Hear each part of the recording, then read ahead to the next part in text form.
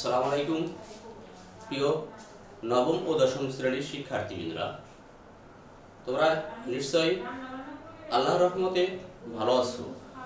ইনশাআল্লাহ আমিও তোমাদের দোয়ায় আল্লাহর রহমতে ভালো আছি।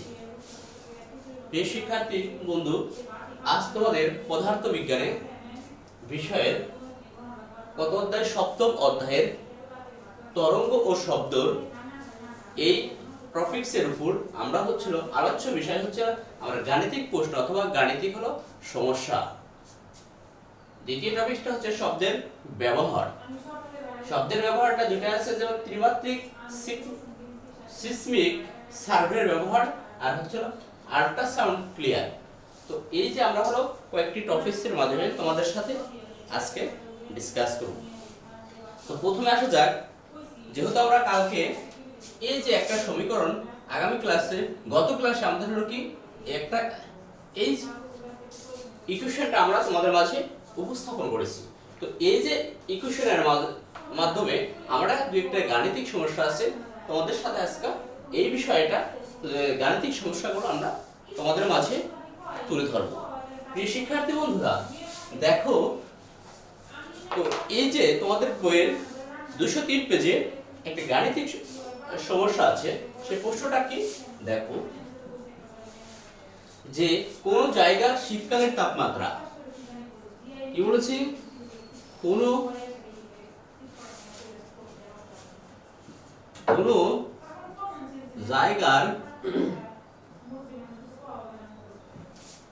জায়গার শীতকালের তাপমাত্রা হচ্ছে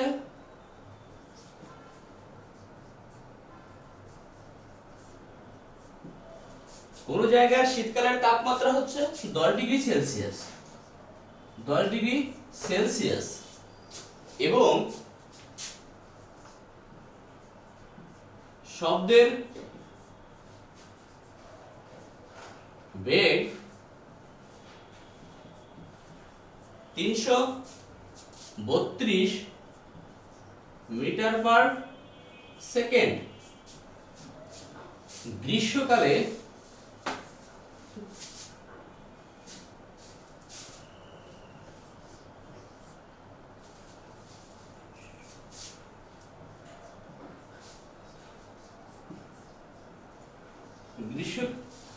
গ্রীষ্মকালের তাপমাত্রা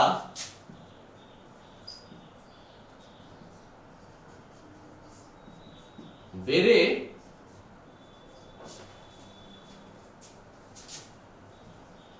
30 ডিগ্রি সেলসিয়াস হলে শব্দের বেগ কত? বেগ কত? প্রিয় শিক্ষার্থী বন্ধুরা, দেখো আমরা প্রশ্নটা আগে আমাদের আলোচনা করে নিই। তো দেখো, কোন জায়গার শীতকালের তাপমাত্রা হচ্ছে কত?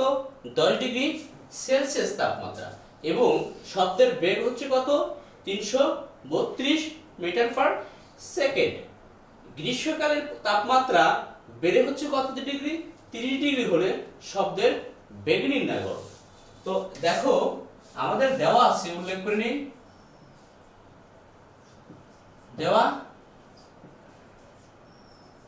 আছে কি, আমরা যদি বিবেচনা করি তাপমাত্রা, প্রাথমিক তাপমাত্রা যেটা আছে সেটা হচ্ছিল কি T1 সমান সমান হচ্ছিল কি 10 ডিগ্রি সেলসিয়াস। তো 10 ডিগ্রি সেলসিয়াস, তো এই তাপমাত্রাকে আমরা কি কেলভিনে প্রকাশ করব।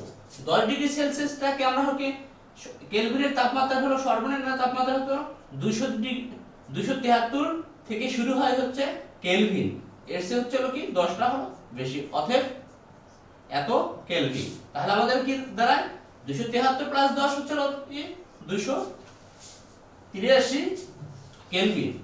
যেহেতু হচ্ছে আমাদের এই শব্দের বেগ, সেই সময় শব্দের বেগটা আমাদের কত?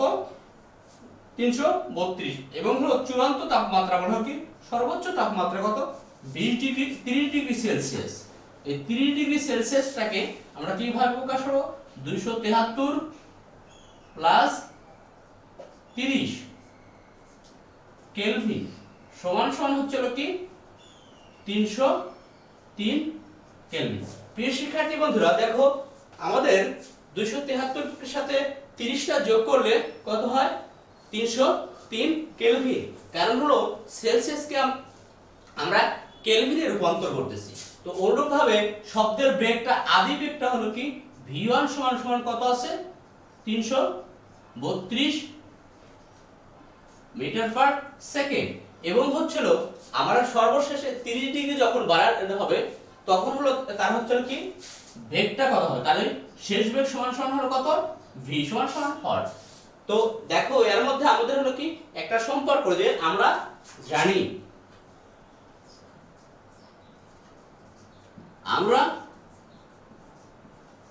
আমরা জানি কি v2 ডিভাইডেড হলো v1 সমান সমান হলো √t2 - t1।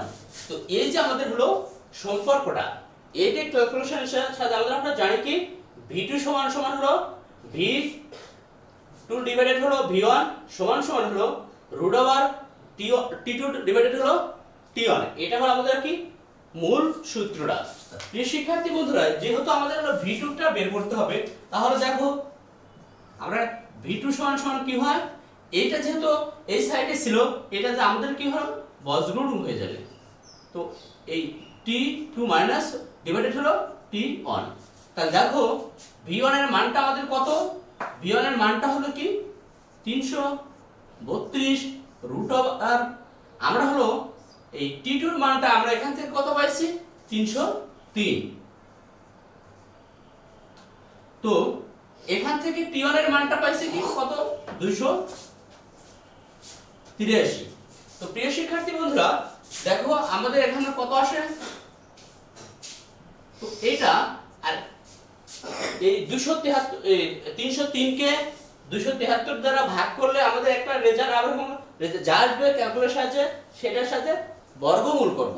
এই বর্গমূলের ফলে আমাদের রেজাল্টটা দাঁড়ায় হচ্ছে কত 1.0347। প্রিয় শিক্ষার্থী বন্ধুরা দেখো এই যে আমাদের হলো এইটা ক্যালকুলেশন করার পরে এইটুকু ক্যালকুলেশন করে আমাদের রেজাল্টটা আসলো কত 1.0347। তো এই যে কত 332 সাথে গুণন করলে কি দাঁড়ায় 343.5 আমাদের হচ্ছে কি 3। যেহেতু আমাদের হলো কি বেগটা চাওয়া হয়েছে যেহেতু অবশ্যই বেগের মানটা হলো m অবলিক হলো s। তো এই যে আমাদের অ্যানসারটা এটাই হচ্ছে আমাদের হলো মূল থিমটা। অথবা আমরা এই অ্যানসারটাকে আমরা কিভাবে লিখি যে 300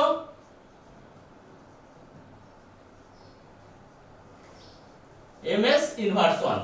তো এই যে ইনভার্সটা এই সাইডে ভাগ হয়েছে তো এইটার দুটোর মধ্যে যে কোনো একটা আমরা একক ব্যবহার করলে আমাদের কাছে সুস্পষ্ট ধারণাটা আসবে।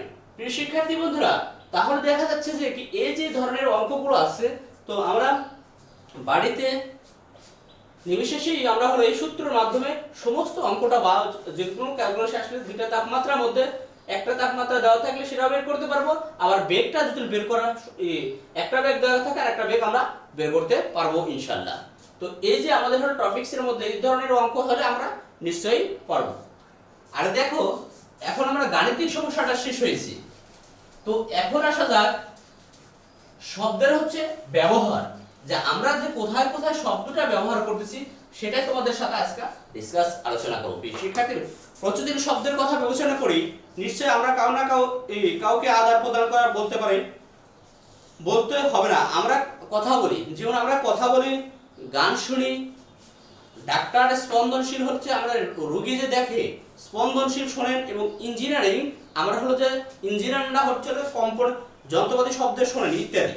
তো আমরা হলো শব্দের ব্যবহার করি, আমরা কথা শুনি, গান শুনি, ডাক্তার হতে হৃৎপিণ্ডের হলো স্পন্দনটা দেখে অথবা হলো কম্পনটা নির্ণয় করে, আর ইঞ্জিনিয়ারিং হচ্ছে কি যন্ত্রপাতির শব্দ শুনে ইত্যাদি।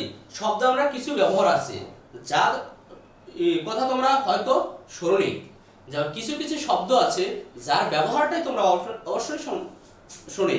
সন্তান হচ্ছে কি সম্ভাবনার মায়ের গর্ভে যে নবজাতকটি বড় হয়, বাইরে থেকে তাকে দেখার জন্য উপায় ছিল না। আমরা যে মানুষের যে নবজাত মায়ের যে পেটের ভিতর যে গর্ভে যে সন্তান থাকে, সেই সন্তানটাকে আসলে আমাকে আদৌ দেখা সম্ভব কিনা সেটা আমরা জানা ছিল না। কিন্তু বর্তমান যুগে নবজাত শিশুকে দেখার জন্য একটা যন্ত্রটা বের হয়েছে। এটা হলো আল্ট্রাসোনোগ্রাফ নামে একটি প্রক্রিয়া, সেটা দেখায়। এই প্রক্রিয়া আল্ট্রাসোনোগ্রাফের মাধ্যমে মাতৃগর্ভের ভিতর সন্তানটা কিভাবে আছে সেটা আমরা নিমিষেই এই যন্ত্রের মাধ্যমে দেখতে। সেটা হচ্ছে কি আমরা হলো কি শব্দের মধ্যে এই চ্যাপ্টারটা আমরা হলো পরবর্তীতে তোমাদের বইয়ে একবারে লাস্ট 13তম অধ্যায়ে ভালোভাবে ডিটেলস আলোচনা করব। প্রিয় শিক্ষার্থী বন্ধুরা, এখন হচ্ছে ত্রিমাত্রিক সিসমিক সার্ভে। আমরা হলো ত্রিমাত্রিক সিসমিক সার্ভে কিভাবে ব্যবহার করব সেটা তোমাদের সাথে উপস্থাপন করেছি। মাটির নিচে গ্যাস বা অথবা তেল রয়েছে, তোমরা নিশ্চয়ই কেউ অবগত আছো কিনা জানি না। তো মাটির নিচে আমাদের কি রয়েছে, গ্যাস অথবা তেল। তা দেখার জন্য সিসমিক সার্ভে ব্যবহার করা হয়। আমরা যে মাটির ভিতরে যে খনিজ সম্পদ রয়েছে তা দেখার জন্য আমরা কি ত্রিমাত্রিক সিসমিক সার্ভে আমরা হলো কি ব্যবহার করে থাকি। এটি করার জন্য মাটির খানিকটা ছোট্ট ছোট্ট বিস্ফোরণ করা হয়। বিস্ফোরণের শব্দের মাটির নিচের বিভিন্ন স্তরে আঘাত করে প্রতিফলিত হয়। উপরে ফিরে আবার বিশেষ করে এক ধরনের রিসিভার সেই প্রতিফলন তরঙ্গকে ধারণ করে ডিসাইড করা হয় এবং সম্ভবত তথ্য বিশ্লেষণ করে মাটির নিচে নিখুঁত ত্রিমাত্রিক ছবি বের করায় কোথায় গ্যাস কোথায় তেল আছে তা বের করা নেওয়া হয়। এই যে আমরা হচ্ছে ত্রিমাত্রিক সিসমিক সার্ভে ব্যবহার করে মাটির নিচে যে কতটুকু নিচে আমরা তেল অথবা হচ্ছিল কি গ্যাস রয়েছে তা আমরা বের করা নিশ্চয়ই সম্ভব। শব্দের উৎস কোথায় কোথায় আছে এবং জিওফোন কোথায় আছে দুটি জানা থাকার কারণে উৎসর জিওফোন শব্দটি আসতে কতটুকু সময় লেগেছে জানতে পারলে বিভিন্ন ধরনের দ্রুত নিখুঁতভাবে নির্ণয় করা যায় যে আমরা হলো মাটির গর্ভে কতটুকু নিচে ওই শব্দের মাধ্যমে আমরা শব্দ প্রয়োগ করার ফলে কোথায় গ্যাস এবং কোথায় থেকে কতটুকু চলে আসতে সময় লাগলো সেটা নির্ণয় করার জন্য ত্রিমাত্রিক সিসমিক সার্ভে ব্যবহার করা হচ্ছে। তো আরেকটা জিনিস হচ্ছে আল্ট্রাসাউন্ড ক্লিয়ার। তো আল্ট্রাসাউন্ড ক্লিয়ার ব্যবহার করার জন্য আমরা হচ্ছে ল্যাবরেটরি, আমরা বিশেষ করে ল্যাবরেটরি যে যন্ত্রপাতির জন্য আল্ট্রাসাউন্ড ক্লিয়ারটা ব্যবহার করা হয়। যেমন সূক্ষ্ম সূক্ষ্ম যন্ত্রপাতিকে পরিষ্কার করার জন্য আমরা যেমন যন্ত্রপাতি সাধারণ অর্থে যন্ত্রপাতি পরিষ্কার করার জন্য কিন্তু ক্লিয়ার ব্যবহার করি, কিন্তু হলো যে এই যে আমাদের হলো কিছু কিছু সূক্ষ্ম যন্ত্রপাতি আছে আল্ট্রাসাউন্ড ব্যবহার করা হয়। কোনো কোনো তরল পদার্থে খানিকটা ছোটখাটো যন্ত্রপাতি ডুবিয়ে তার ভিতর হলো আল্ট্রাসাউন্ড পাঠানো হয় এবং তার কম্পনের ফলেই হচ্ছে কি আমাদের কি সময় যন্ত্রপাতি সময় ময়লা বের হয়ে যায়। তো এই যে আল্ট্রাসাউন্ড ক্লিয়ার, এই আল্ট্রাসাউন্ড ক্লিয়ারের মাধ্যমে আমরা হলো কি ছোট ছোট যন্ত্রপাতি হলো কি ডুবিয়ে তার ভিতরে কম্পনের ফলে মানে সাধারণ ক্লিয়ার দিয়ে আমরা যন্ত্রপাতিটা পরিষ্কার করা আমাদের সম্ভব নয়। সেখানে হচ্ছে কি শব্দ প্রয়োগ করে আল্ট্রাসাউন্ড ক্লিয়ার প্রয়োগ করে সেখানে থেকে আমরা কম্পনের ফলে সেখান থেকে ময়লা পরিষ্কার করা হয়।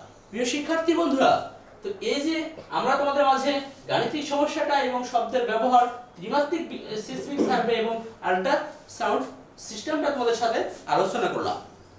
তো পরবর্তী কোনো একটা নতুন টপিকস নিয়ে তোমাদের সাথে উপস্থাপন করো।